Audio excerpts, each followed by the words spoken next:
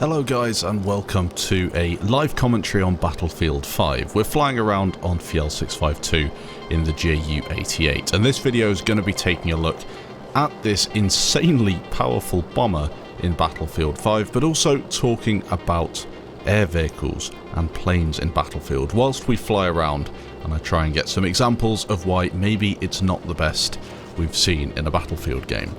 Now, as you guys know, I do like planes in Battlefield, especially BF1 and BF5. I never flew the jets that much in Battlefield 3 and 4, but I did appreciate the skill that was required to be good in them. Talking of skill, let's see if we can drop some bombs over towards the enemies. I see that AA gun, that's causing us a whole load of problems, but we might be able to get away with a couple of kills here. Just a single kill. And we're going to get away by the skin of our teeth. Jumping through there. That wasn't exactly a good bombing run, but you'll see hopefully through this match what sort of multi-kills you can pick up with the Ju-88, which in my opinion is the best carpet bomber in the game. You can use the Blenheim if you're on the Allied side. Is it as good? I don't know. I think it's probably better at taking out vehicles potentially, but the Ju is just incredible. The rear guns as well absolutely shred anything that is on your tail, and you don't even need to have a gunner, you can just do it yourself. So let's see if we can get some more kills flying back up. There are a couple of tricks you can use in the bomber that I've found are really useful. Making sure that you have everything reloaded is essential, especially when you're on a map like Fiel and you need all the bombs you can because the multi-kills are incredible. And now we've got someone on our back here. Let's jump in this rear gun. You see he's all the way back there, and I've already jumped in the rear gun. Look at the damage that we're doing here. Zoom in a bit as well. No, just taking him down. And how much damage did he do? Took us to 63.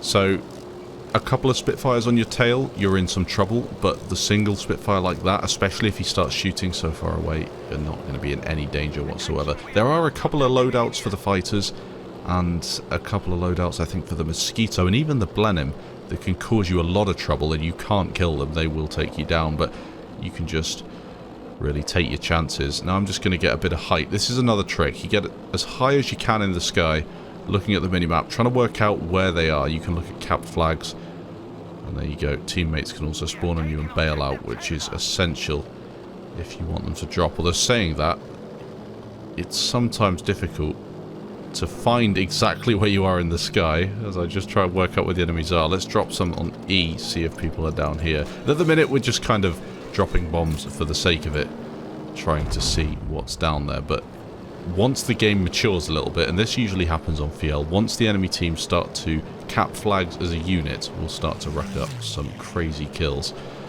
Usually I can get between 40 to 60 on this map. But not saying that's impressive. Anyone who plays this map will know how annoying the bombers are. And I suppose that leads me on to talk about bombers in Battlefield 5. What is the point of them, really? Is it just to carpet bomb enemies? Here we go, something else on our tail. Another Spitfire. Maybe the same guy. But is it just a carpet bomb? Because if that's the case, I don't really know what DICE's problem is, really. Because he's on us again. We've got two guns here, one for above and one for below, and he's just getting shredded again. Yeah. So you're in a situation, really, where you've got bombers carpet bombing flags, taking out everybody, and eventually they do get taken down. With it being an AA gun, or a Piat, or a Panzerfaust, or a tank, it doesn't really matter. The fact of the matter is, they are there destroying everybody on flags, and yes, a bit of a stutter there, but yes, it's absolutely awesome in the pilot seat to destroy people. But it's annoying as hell to get killed by them on the ground, and you can kill everybody virtually silently. Talking about silently, the sound seems to have gone all buggy in the plane at the minute. Just another one to add to the collection of bugs the DICE have. Here we go, here are some players, and the spotting is really useful if a squad mate has done that. Oh, quite a few. Quite a few. And we got a plane on us. Let's see if we can take him down. Just above us, but we should be okay here. It's doing a fair bit of damage, but oh. Sometimes when the bullets connect, you can just rip through enemies. Look how many. Look how much damage I did there. That was pretty crazy. So shortly after that last clip, I actually got taken down. didn't really say anything interesting, so I've just spawned back in, and as you can see, the enemy team is all on Delta, so we may, if I could just line this up, we can maybe get another big multi-kill. Let's see. Well, yeah, that's quite a few to start with. Alright, not bad. Not bad. 1,200 points. Maybe we can do a few more runs. And this is what I said would happen. Towards the end of the game, or I suppose the middle of the game, players start grouping up. And you saw this a lot in Battlefield 1 on Achibaba, if you remember Achibaba. The infantry map. Zerging was a massive problem. And Zerging's where teams run around. Just fly past this guy and get some shots to the side of him. Ripping through him there. Use this top gun so you can see him. He's already taken down. Helping a guy out there. That's pretty good. Bit of team play. But back in Battlefield 1, you would see the Zerging. Here we go again on Delta. Look at the whole team is just there together. This spotting is crazy. Look at them all there. This will be close. Oof. 6 or 7 kills again. I've had more than that. 6 or 7 is not that impressive with the JU. It really isn't. Yeah, but the Zerging mentality you see in Battlefield 5, people always run in packs. And I guess that's just Battlefield and the team play that you get from running together. Safety in numbers, I suppose. This AA gun is irritating, but again, we can get onto Delta. Maybe they're all still there. Something I think that the bombers don't need as much of, and that is the assistance with aiming. If you look at the JDAM in Battlefield 4, that thing was quite accurate and also took a bit of skill to land.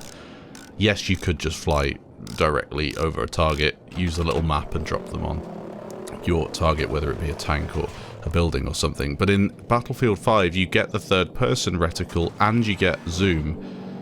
You know, it's quite a lot, really, especially when you're carpet bombing. It's impossible to miss things just like this. Now, this should be quite a few kills. Okay, 1. What do I know? And Fiel, I mean, it's absolutely crazy. This is like playing Achibaba in Battlefield 1, an infantry map with lots of Zerging. And all you have are bombers. Just flattening people. Even in the chat, nice bombing. And bear in mind that I do realise this is a problem in Battlefield. I'm doing a live commentary kind of tongue-in-cheek. On the one hand, it's fun to see loads of multi-kills. The game looks pretty cool like this, just above the clouds. That looks nice, but then you get back onto the ground and it's kind of a bit rubbish, isn't it? It's a bit misty and horrible. It's like that, like now you can see it. Mist. I'm not a massive fan of that, really. I feel as if what I want to be able to do is see what's happening on the ground, even if it does kind of look a bit more atmospheric. But yeah, you've also got the problem here. Look behind, you can see where we've come from, but in front you can't see a thing. Yeah, that is difficult. We've got to fly super high here. Now, I'm just wondering what you guys think of the plane gameplay in Battlefield 5. Is it something that you've played and thought, this is kind of fun, but they've really lost a lot of the fun aspects of flying? Let's see if we can pick up a few kills here. I really don't know what I'm firing at here, and we're flying blind completely now, but hopefully we can just pass through this.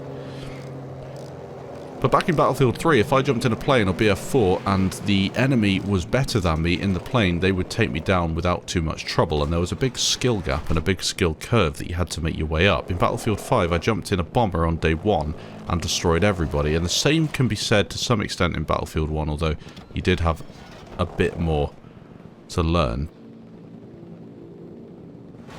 In Battlefield 5, if you've got somebody on you, you fly to the ceiling, the flight ceiling, and you stop, or you use the ground to also slow you down. That's some kills.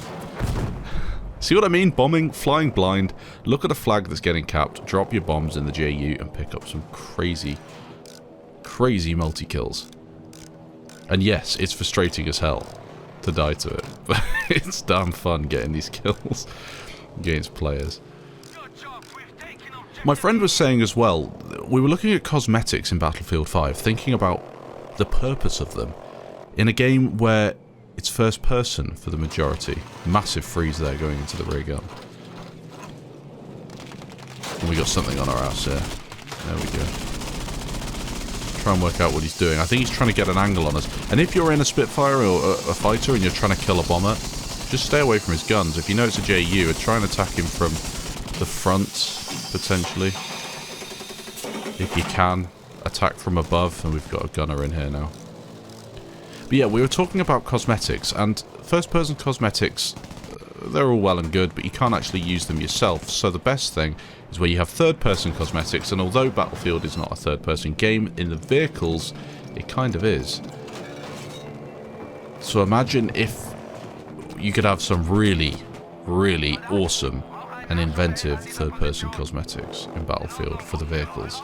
That would be awesome. And they did say, I remember, at the start of the game in the trailer, we'd be able to have it. The tank had like a personalized thing about it. You know, it had all the wood armor, however useful that was, I don't know. But it had all these logs attached to it. It had like a bicycle and a little teddy bear mascot.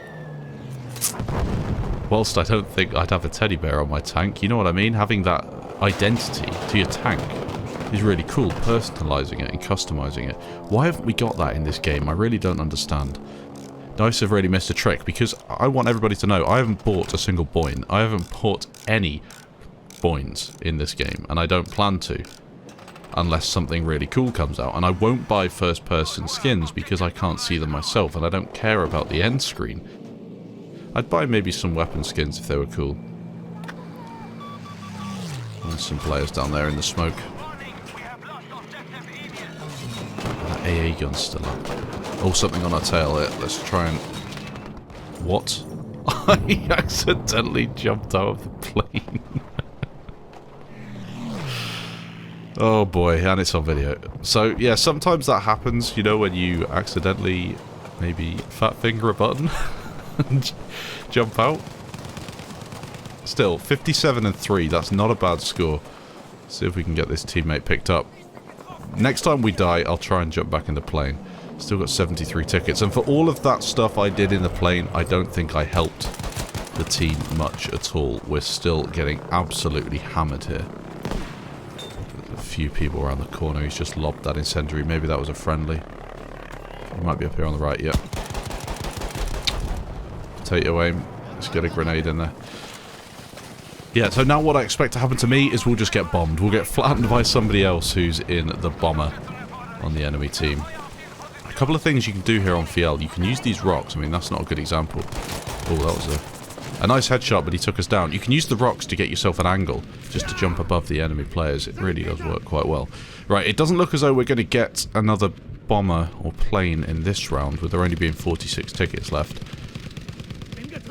I'll join you in a second when I manage to get one. Maybe in the next match.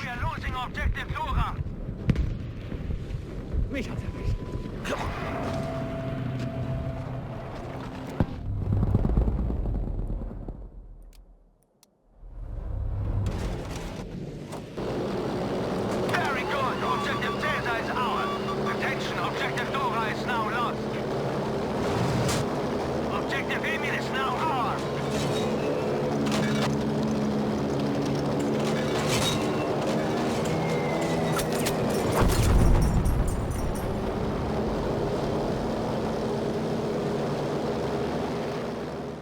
Right, so we're on a game of harass at the start, trying to get hold of another bomber. Let's see if we can.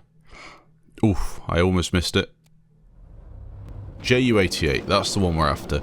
This thing is still the daddy when it comes to flattening enemy players. See if they spawn in. Let's drop some bombs down here on Delta. Not really very fair on the enemies as they come out of their base, but you can get yourself some kills. Only 2 that time. And you do seem to have the Germans doing this to the enemies a lot more than the Brits. Just because of the way the map's laid out. I don't find it really very fair. It used to be a lot worse as well. We've got something on our tail. We've got someone helping us out there. We should be okay. Harass is another one of these maps where I think the planes are better because it's more of a classic Battlefield map, although it's not that big. You have the tanks, you've got the infantry, you've got different flags on different elevations. Lines of sight aren't too bad. Let's drop some bombs on F, see if we get that tank. No, I missed him completely.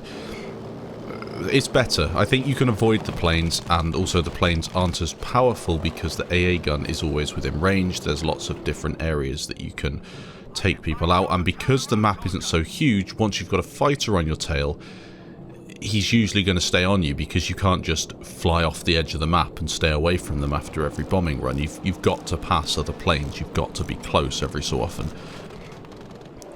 So let's see. We'll go in for another bombing run. This thing is still capable of decimating the enemy team. We do have a plane on us here. Let's help out this rear gunner. Hopefully he doesn't steal the plane. I think he's got it under control. There we go.